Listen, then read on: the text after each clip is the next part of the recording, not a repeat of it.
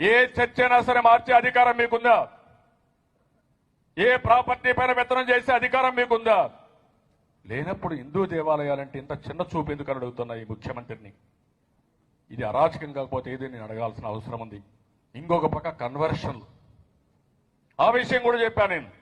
ఈ రోజు నేను అడుగుతున్నా, ఇన్ని రోజులు నేను గమ్మనున్నా. కన్వర్షన్ చేయడం ఏంటంటే ముఖ్యమంత్రి రాజ్యాంగ వ్యతిరేకం అవునా కాదా? ఎవడిచ్చాడు నీకు అధికారం కన్వర్షన్ చేసే అధికారం? రోజు రోజుకు ముస్లిమ్స్ ఉన్నారు, బై బర్త్ ముస్లిమ్స్ వాళ్ళు, క్రిస్టియన్స్ ఉన్నారు, డే బై డే కన్వర్షన్స్. ఇటీవల వస్తూ ఉంటే టెంపుల్స్ దగ్గర పోయి గొడవలు చేయడం, ఫోర్స్ చేయడం, లేకుంటే బెనిఫిట్స్ ఇస్తామని ప్రలోభాలు పెట్టడం.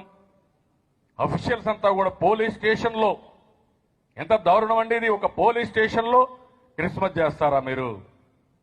వెంకటేశ్వర స్వామి దేవాలయంలో డిప్యూటీ సీఎం వెళ్ళి క్రిస్మస్ శుభాకాంక్షలు చెప్తారా మీరు?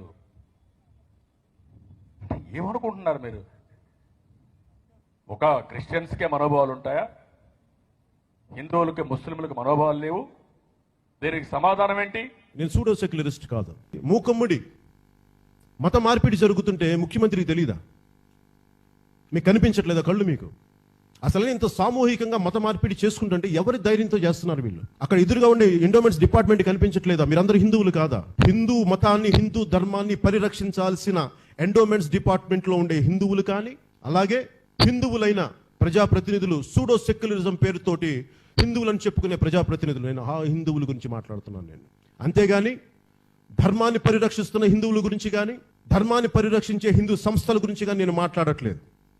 ఇది నేను ఎలాంటి వాటికి నేను సిద్ధంగా సంసిద్ధతో ఉండే మాట్లాడుతున్నాను. 40 మందిని మత మార్పిడి చేశాను నేను కృష్ణా పుష్కర్ ఘాట్స్ లో ఉన్నాం. జగన్ రెడ్డి గారి 10 కిలోమీటర్ల ఇంటి దూరంలో ఎవరి అండ చూసుకొని చేస్తున్నారు ఇది?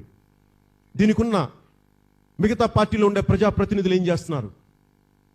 సూడో సెక్యులరిజం పేరుతో ఎందుకు మీరు కాముకు కూర్చున్నారు? హిందూ ధర్మానికి దెబ్బ తగులుతుంటే మీరు ఎందుకు మాట్లాడరు? ఓట్లు పోతాయనా మీకు? అందుకని దీన్ని దృష్టిలో పెట్టుకొని మీరు నా మాటలను వక్రీకరించి ఇలాంటి చేస్తే ఊరుకునే